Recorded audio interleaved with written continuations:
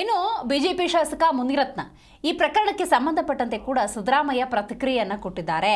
ಶಾಸಕ ಮುನಿರತ್ನ ವಿರುದ್ಧ ಎಸ್ಐಟಿ ತನಿಖೆಗೆ ಪತ್ರ ಬಂದಿದೆ. ಮತ್ತೊಮ್ಮೆ ಶಾಸಕ ಮುನಿರತ್ನ ವಿರುದ್ಧದ ಎಸ್ಐಟಿ ತನಿಖೆಗೆ ಪತ್ರ ಬಂದಿದೆ. ಕೆಲ ಸಚಿವರು ಶಾಸಕರು ನನಗೆ ಪತ್ರವನ್ನು ಕೊಟ್ಟಿದ್ದಾರೆ.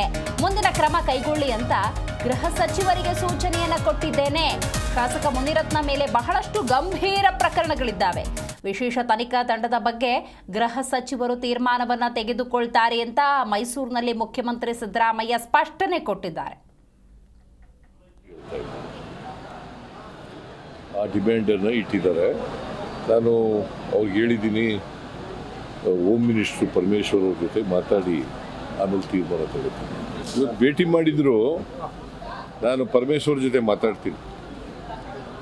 ಪರಮೇಶ್ವರ್ ಜೊತೆ ಮಾತಾಡ್ಬಿಟ್ಟು ಟೇಕ್ ಇಟ್. ಅವರು ನನಗೆ ಒಂದು ಮನವಿ ಕೊಟ್ಟಿದ್ದಾರೆ. ನಿನ್ನೆ ಭೇಟಿ ಮಾಡಿದಾರಂತೆ ಎಲ್ಲ ಒಕ್ಕೂಟ ಶಾಸಕರನ್ನು, ಕಾಂಗ್ರೆಸ್ನ ಒಕ್ಕೂಟ ಶಾಸಕರು. ಅವರು ಏನಂತ ಹೇಳಿದ್ದಾರೆ ಅಂತಂದರೆ, ಮುನಿರತ್ನ ಅವ್ರ ಮೇಲೆ, ಶಾಸಕರ ಮೇಲೆ 3 ಕಂಪ್ಲೇಂಟ್ಗಳು ರಿಜಿಸ್ಟರ್ ಆಗಿದ್ದಾವೆ. ಅವನ್ನೆಲ್ಲ SIT ಕೊಡಿ ಅಂತ ಹೇಳ್ತಾ ಇದ್ದಾರೆ. ಆ ಡಿಮ್ಯಾಂಡನ್ನು ಇಟ್ಟಿದ್ದಾರೆ. ನಾನು ಅವ್ರಿಗೆ ಹೇಳಿದ್ದೀನಿ, ಹೋಮ್ ಮಿನಿಸ್ಟ್ರು ಪರಮೇಶ್ವರ್ ಅವ್ರ ಜೊತೆ ಮಾತಾಡಿ ಆಮೇಲೆ ತೀರ್ಮಾನ ತಗೋತೀನಿ.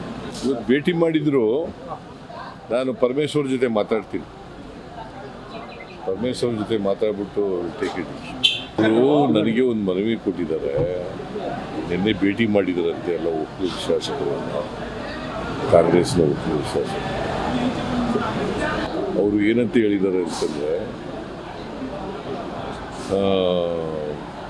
ಮುನಿರತ್ನ ಅವ್ರ ಮೇಲೆ, ಶಾಸಕರ ಮೇಲೆ 3 ಕಂಪ್ಲೇಂಟ್ಗಳು ರಿಜಿಸ್ಟರ್ ಆಗಿದ್ದಾವೆ.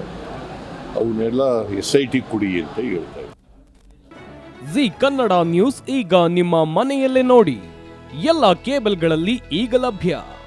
ಸನ್ Direct 292, Jio TV 1334, U digital 162, city cable 51, GTPL 17, Abhishek cables 821, rock line telecommunication 51, Shri Basaveshwara number 60, Vinayaka digital number 53, in digital number 896ರಲ್ಲಿ. ನಿಮ್ಮಿಸ್ತದ ಜಿ ಕನ್ನಡ ನ್ಯೂಸ್ ನೋಡಿ ಆನಂದಿಸಿ.